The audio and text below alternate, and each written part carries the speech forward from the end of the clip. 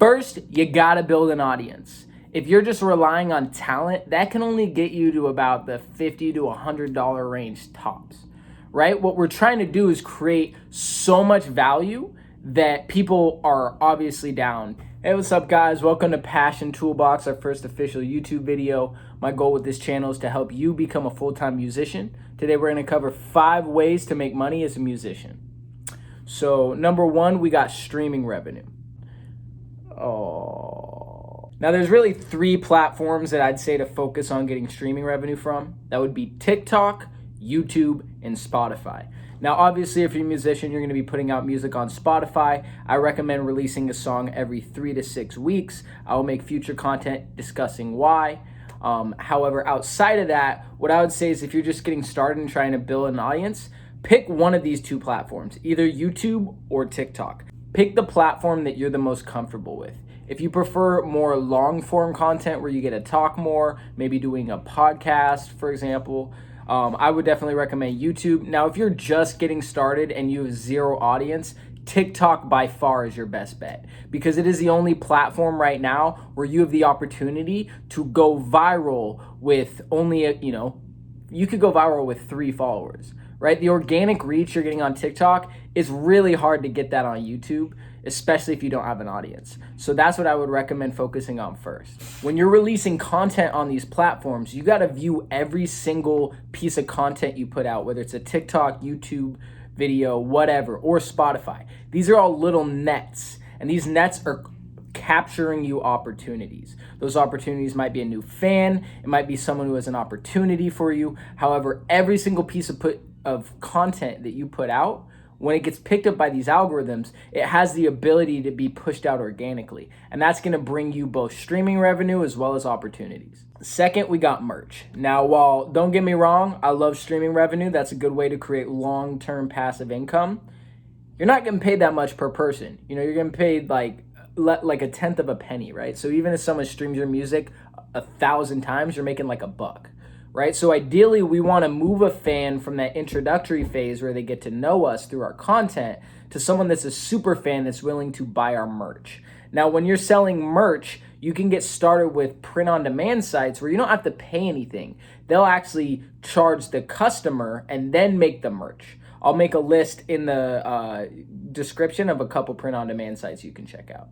Now, outside of that, you don't have to just make t-shirts or hoodies. You can make puzzles, you can make handmade crafts. There's a bunch of different types of merch you can create. Get creative with it because at the end of the day, it's just how you want to connect with your fans, right? And if you believe you have something you can provide that's valuable and your fans agree, they'll pay you. All right, next we got sync licensing. Now this is something most artists overlook. It can be very confusing. However, it's pretty much this simple. It's when you get your music in a visual medium. So that could be a YouTube video, that could be a movie, that could be a TV show. This is actually a way that a lot of artists have been able to skyrocket their career. Imagine if you're in a popular TV show and your song's in that show. You're gonna get paid every time someone watches that episode. Or you're gonna get paid every time someone watches that movie. So this can be a really lucrative way to create revenue streams. So just Google sync licensing and there'll be a lot of content. If you want me to create more content covering that, let me know below in the comments and I got you covered. All right, next we have features. Now here's the key when it comes to making money from features. First, you gotta build an audience. If you're just relying on talent, that can only get you to about the $50 to $100 range tops, right? What we're trying to do is create so much value that people are obviously down to do the feature. Now, how do you provide that value? At the end of the day, you need an audience, right? So most people, they might try and sell a feature. I remember reaching out to artists to collab. I'd be like, yo, let's collab on a song. And they'd be like, yeah, that's $200. And I'm like, fuck that. I'm not doing a song with you. I don't need your talent. I need your audience. And if you have 2,000 Instagram followers, I'm sorry, I'm not paying you $200 for a feature, right? However, if you do a song with an artist who does have, let's say, for example, 50,000 monthly listeners, when you do a song with them, it's going to spike your song on release radar on Spotify, which is going to get you a lot more streams, which is very valuable. That's the same as paying for advertising. So as you grow your audience, as you build your Spotify followers, you'll reach a point where you can confidently charge someone $300 to $500 for a feature. However, the most important part here is you have to be able to sell yourself properly, right? You have to be able to explain why you're worth that, because a lot of artists are in the same position. They're trying to figure out how to get on. They want a feature from you because they know it will help, but they're not going to just fork up $500. That's a big investment. They got to see why that's going to be worth it.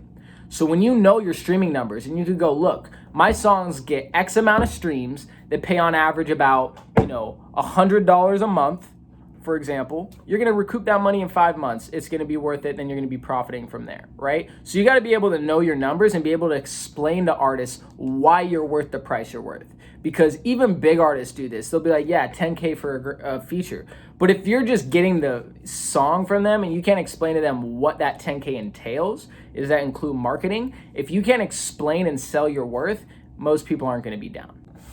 Another way you can get started selling features is on Fiverr.com. A strategy I used on there that worked well, start with low prices so you can spike the algorithm on Fiverr to rank you higher and have a bunch of 5-star reviews.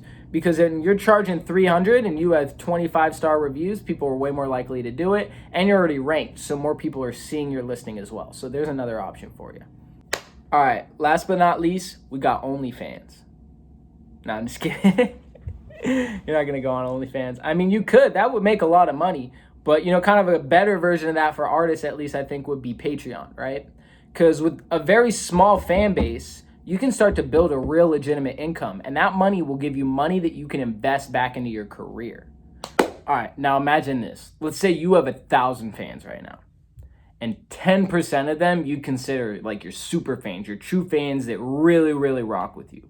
If you could get those 10% to spend $10 a month, let's just do the math. 10% of 1,000 is 100. If you can get them to spend $10 a month, that's $1,000 a month in your pocket, reoccurring every single month. So if you can get Patreon to really be popping for you, it is a great way to get the ball rolling. Just make sure that if you do it, you're providing real incentive to give people the reason to get on there. Now, I hope those 5 tips were helpful. This is the biggest thing I got to say to you guys. You got to remember, this is a marathon. It's not a sprint. You see the overnight success, but you don't see what's going on behind the scenes. And imagine if you relied on getting rich through an overnight success. That's like relying on the lottery as your investment strategy. It's just not very smart. If you really want to make it as an artist, it's about consistency over time and allowing that to compound. And if you're willing to put in at least 10 years in this shit, and you really legitimate are willing to do that, you have a shot to really have an awesome career. So good luck to all my artists. Don't forget to subscribe if you want to become a full-time musician. That's what this channel's for. It's to help you get there. This is your boy Outlook the Rapper. First episode. I'm out.